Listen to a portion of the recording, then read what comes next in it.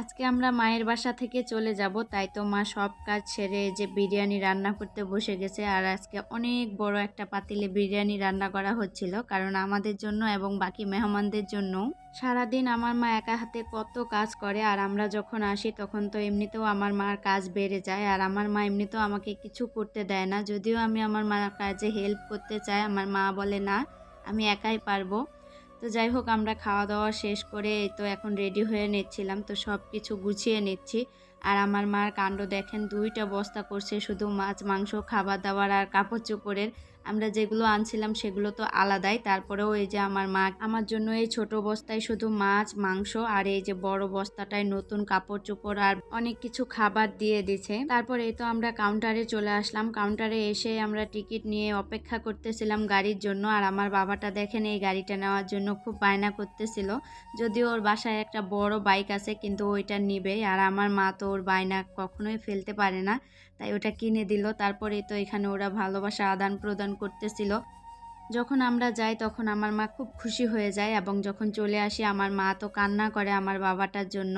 আর গাড়িতে ওঠার পর কিন্তু আমার বাবাটাও ওর নানুর জন্য কান্না করতেছিল, বলতেছিল আমার নানু কই, আমার নানু কি যাবে না আমাদের সাথে।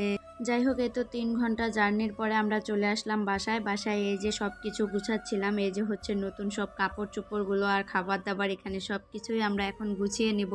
তো সবার আগে আমি মাছ মাংসগুলোই খুলে নিচ্ছিলাম, যেহেতু ওগুলো ফ্রিজে ছিল, ফ্রিজ থেকে বের করে নিয়ে আসছি। আর বেশিক্ষণ এভাবে রাখলে হয়তো বা নষ্ট হয়ে যেতে পারে, তাই আমি আগে এগুলোই বের করে নিচ্ছিলাম। তো আমি একে একে বের করে দেখতেছিলাম যে আমার মা কি কি দিছে। যখন এগুলো প্যাকেট করে তখন কিন্তু আমি দেখিনি যে কি কি দিচ্ছিল। এই যে এখন খুলে খুলে দেখতেছি যে সব কিছুই আমার পছন্দ মতো দিয়ে দিছে, মাছ মাংস। সব সময় আমার মা এরকমটাই করে, যদি কেউ আমার বাসায় আসে অথবা যদি মা আসে অথবা যদি আমিই যাই, কোনো সময় কাউকে খালি হাতে দেয় না। সব সময় এরকম এত এত মাছ মাংস দিয়ে দেয় আমার মা। আর যতদিন আমি মায়ের কাছ থেকে দূরে থাকি ততদিন তো আমার মা যদি আমার পছন্দের কোনো খাবার নিয়ে আসে খায়, তাহলে ওখান থেকে আমার জন্য অল্প অল্প করে রেখে দেয়, যাতে আমি যখন যাব অথবা কেউ আসবে আমার জন্য যাতে দিয়ে দিতে পারে। মায়েরা মনে হয় এমনই হয়, তাই না? সন্তানদেরকে খুশি করতে গিয়ে নিজেরাও অনেক সময় কষ্টে থাকে, কিন্তু সেটা কাউকে বুঝতে দেয় না। আমার মাও ঠিক এরকমই।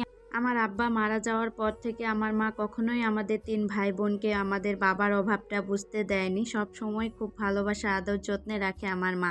এই যে দেখেন, আমাদের এলাকার বিখ্যাত সেই লাফা শাক দিয়ে দিছে আমার মা, আর আমার পছন্দের সজনে ডাঁটা। তো ওইগুলো আমি সব কিছুই ফ্রিজে রাখার পরে এই যে এখন শুকনা খাবারগুলো বের করে নিচ্ছিলাম।